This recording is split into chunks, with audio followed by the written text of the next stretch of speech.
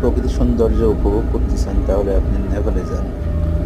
আর নেপালে সৌন্দর্য উপভোগ করতে হলে নেপালে পাহাড়ের উপরে দিয়ে রাস্তা প্রবাহিত, সেই রাস্তা ধরে আপনাকে এগোতে হবে, সাহস রাখতে হবে, ভয় পেলে হবে না। সেখানে পাহাড়, মেঘের খেলা, জমেছে প্রকৃতির লীলা, সবই উপভোগ করতে হবে। শুধু চারিদিক দিয়ে দেখি।